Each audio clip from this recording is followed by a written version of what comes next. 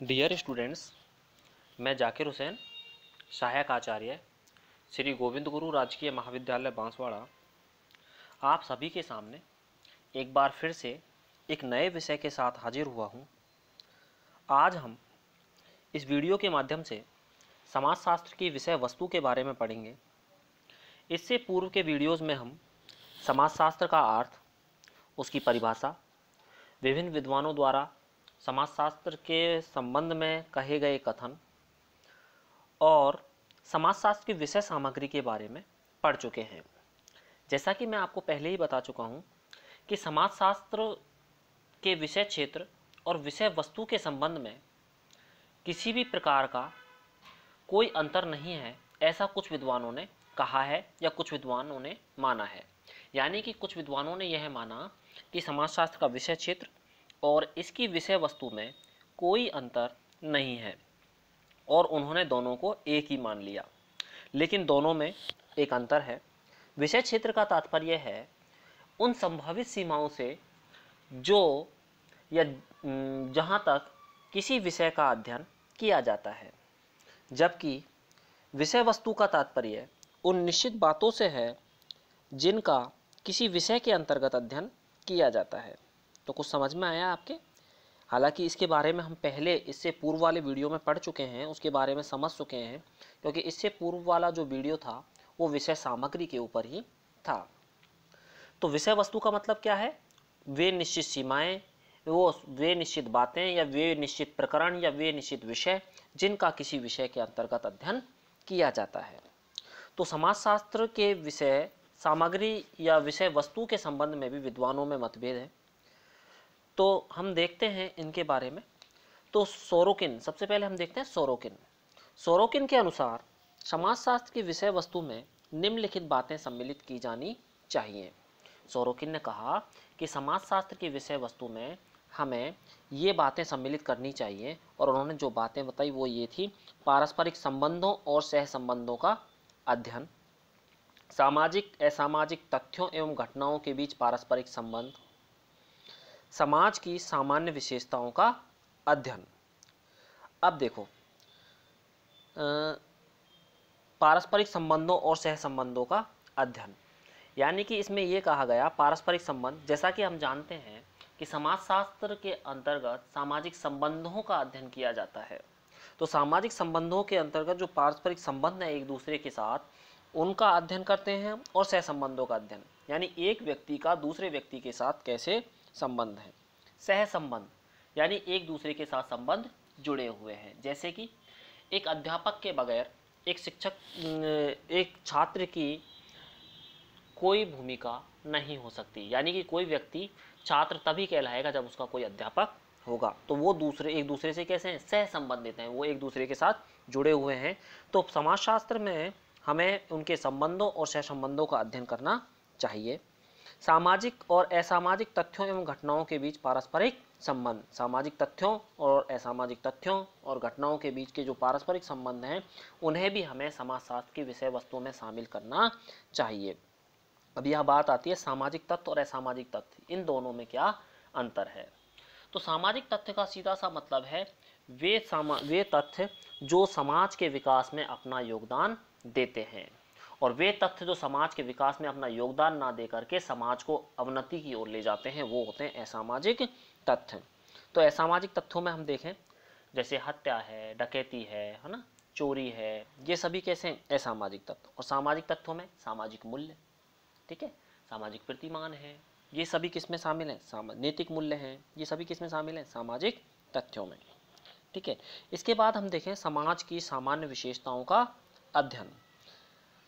तो समाजशास्त्र में हमें समाज की सामान्य विशेषताओं का अध्ययन भी करना चाहिए, ये कहा सोरोकिन ने।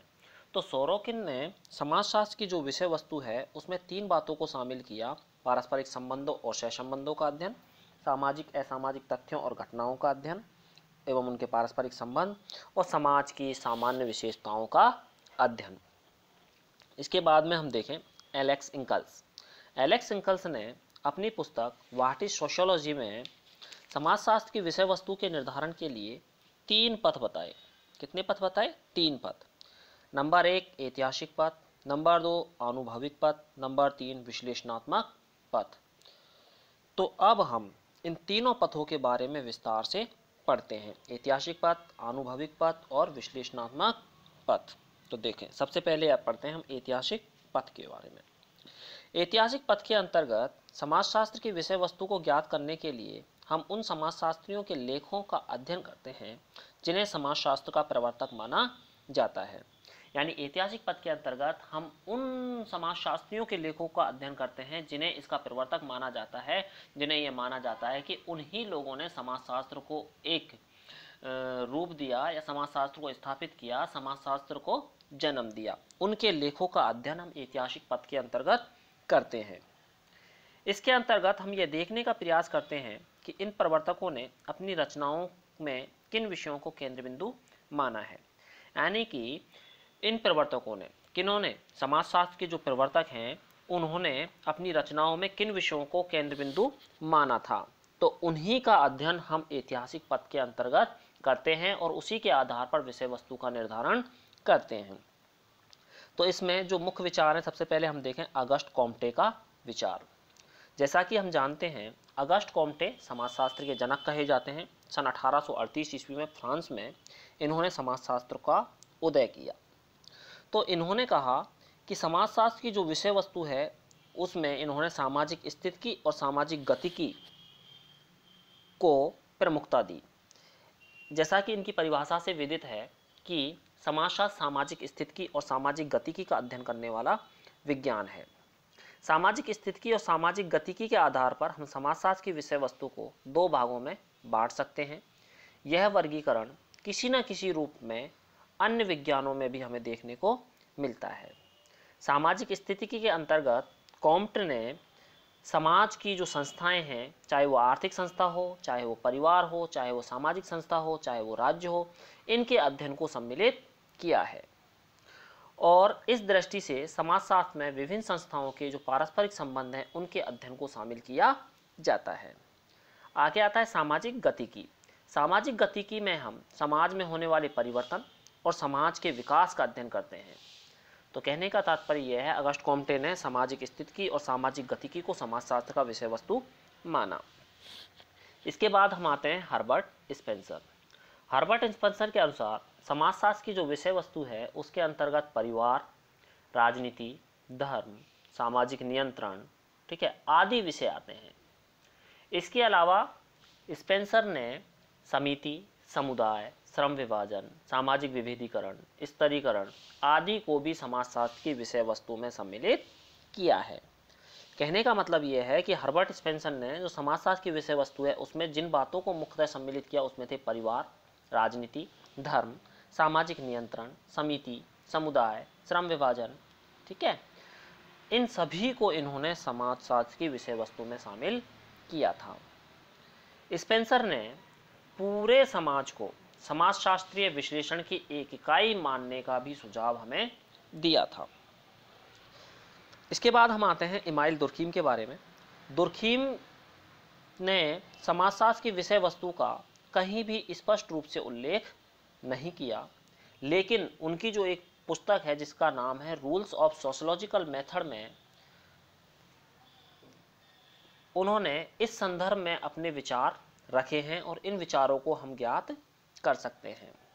समाजशास्त्र की विषय वस्तु में उन्होंने समान समाजशास्त्र, धर्म का समाजशास्त्र, ठीक है, और इसके अलावा परिवार, कानून, आर्थिक समाजशास्त्र, अपराध का समाजशास्त्र, इसे समाजशास्त्र की विषय वस्तु में शामिल किया है। आगे देखें मैक्स वेबर के विचार। मैक्स वेबर ने समाजशास्त्र की विषय वस्तु में मुख्यतः धर्म, आर्थिक जीवन के विभिन्न पक्ष, मुद्रा, श्रम विभाजन, राजनीतिक दल, राजनीतिक संगठन, वर्ग, जाति आदि को शामिल किया है और इन्हीं पर इन्होंने विस्तृत कार्य किया है। इसके बाद हम देखें आनुभविक पथ। जैसा कि हम जानते हैं कि एलेक्स इंकल्स ने समाजशास्त्र की विषय वस्तु के निर्धारण के लिए 3 पथ बताए थे, ऐतिहासिक पथ, आनुभविक पथ और विश्लेषणात्मक पथ। ऐतिहासिक पथ के बारे में हम पढ़ चुके हैं, अब हम देखते हैं आनुभविक पथ। इसके अंतर्गत हम यह जानने का प्रयत्न करते हैं कि आजकल के